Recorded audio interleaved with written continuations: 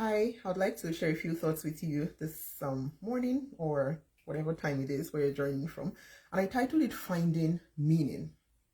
As a reference point, we will look at the first stanza of a poem that I really love. It's a poem that is very dear to my heart. It's titled The Second Coming, and it was written by the Irish poet William Butler Yeats in 1919. Let's dive in. Turning and turning in the widening gyre, the falcon cannot hear the falconer. Things fall apart. The center cannot hold. Mere anarchy is loosed upon the world. The blood-dimmed tide is loosed, and everywhere the ceremony of innocence is drowned. The best lack all conviction, while the worst are full of passionate intensity. I'd like us to focus on the last two lines. The best lack all conviction, while the worst are full of passionate intensity.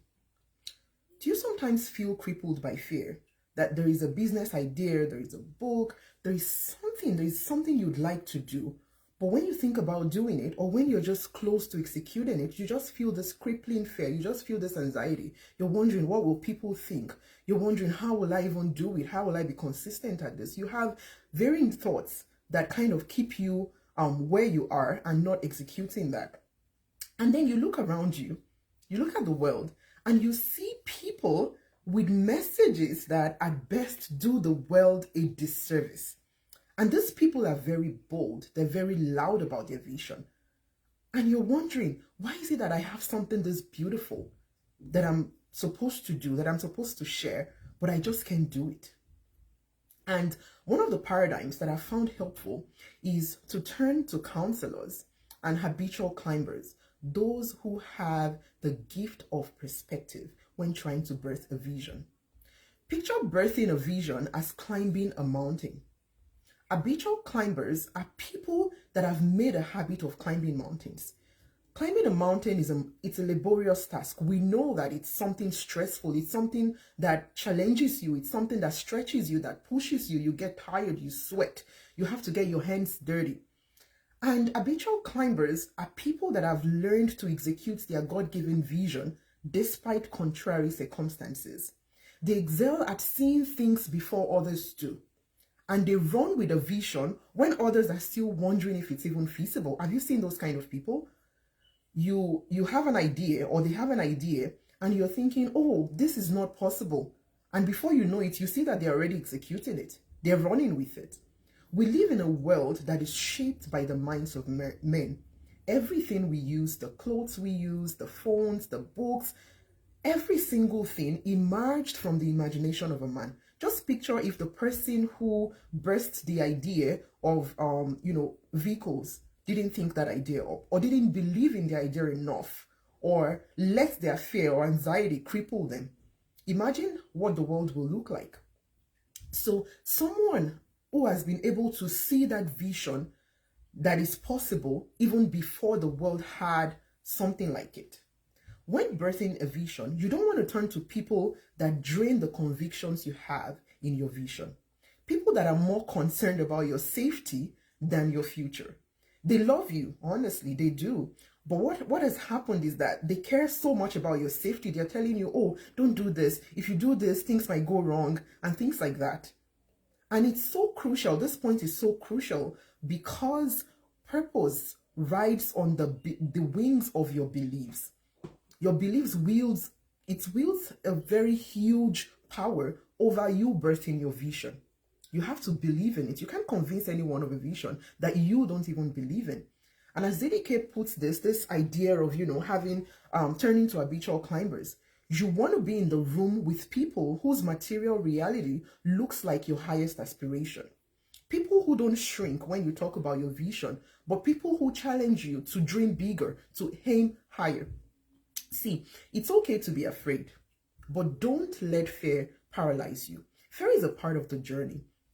It shouldn't stop your progress. In fact, anyone who has done anything worthwhile will tell you that they had to do it afraid. They had to walk through a level of fear, because what is happening is that you're birthing something that is bigger than you. You're birthing something that is different. You're walking a path that is so different from the path you've probably walked previously. And they had to look their fears in the eyes and give themselves the permission to fly. And one of life's greatest victories, I found, is realizing that you're not here to please people. Until then, it's like somebody dancing to the tune of, to many tunes, really.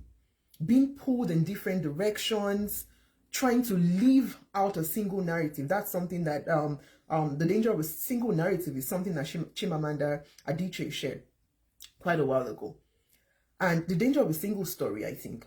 So it's like dancing to many tunes, you're being pulled in different directions. And what can happen in that chaos is that it's possible for you to lose sight of your life's mission. And there has to be an anchor point. Just like the falcon versus the falconer metaphor from the poem we read. The falcon cannot hear the falconer. It's the same reason that organizations would have missions, mission statements, they would have their vision statement, they will have goals, they will have ways to measure their success and things like that. It's because if you don't have those things, how do you measure your success? How do you even know the direction that you're supposed to go in? There has to be just one falconer guiding your life. And as a visionary, you will dance to a distant tune. It's a tune that many people around you may not even hear, or might hear later when it's, when you start to get successful at it, then people might say, oh, we see that this is something that you're supposed to be doing. But initially, it's a distant tune. And you're dancing to that distant tune. You're not dancing to the expectation of others. And your life then will become driven by an audience of one. Because you've learned that you don't have to please people. You've learned that you don't have to live up to certain narratives or expectations about yourself that people might hold. Purpose gives meaning to life. There's an exclusive joy that comes from doing what you were born to do. Doing that thing that drives you, doing that thing, sharing that thing with the world. And as Rick Warren says, without purpose, life is motion without meaning. Do you feel that? Have you ever heard, have you ever kind of seen that there is a lot of motion? There is a lot of motion, but there is no meaning. It's like that spiral I know we didn't quite go into that in the poem, but the first stanza of the poem actually says that, it says, turning and turning in the widening gyre. The gyre is a spiral. It's like those things, those kind of circles where you start from the middle and it keeps going. It's like going around in circle. And sometimes, life could look like that. It could look like there is a lot of motion. There are lots of activities going on, but there is no single direction. There is no meaning. And it's also essential to give oneself the permission to fail. It's okay to fail. I think many times we've been trained to see failure as something bad. And honestly, I found that failure is an integral part of the creative process. And what we make of it is what it becomes for us. Because for some people, failure could be an opportunity to say, oh, I'm a failure, I can do this, and things like that. While for others, failure could be an opportunity to take a step back, look at the lessons you can pick from there, and then pick yourself up and keep moving. It's life. This is the first life you're living, and only one anyway. So it's okay to fail, to give yourself the permission to fail. And the revelation that one has about one's purpose is progressive. You will evolve, and so will your understanding of your purpose. And it's vital to stay flexible. It's vital to know that in different seasons of your life, things could look different. It could look like you have many things going on around you, but you're evolving, you're growing, you're investing in your own growth and your understanding of your purpose. Fulfilling one's purpose, I would say, shouldn't be a matter of finding validation and doing the same. That is, I think that I'm more worthy of love or worthy of attention because I'm fulfilling my purpose. No. It's more about entering the ranks of those who refuse to leave the world the way they met it.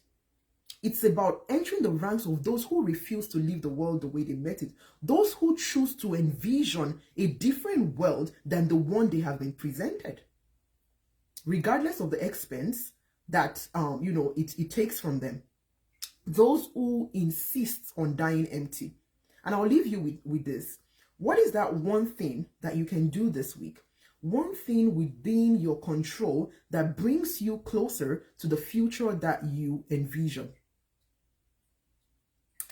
Please leave your comments, share this video with people in your network, and stay unplugged. Until next time, take care. Bye.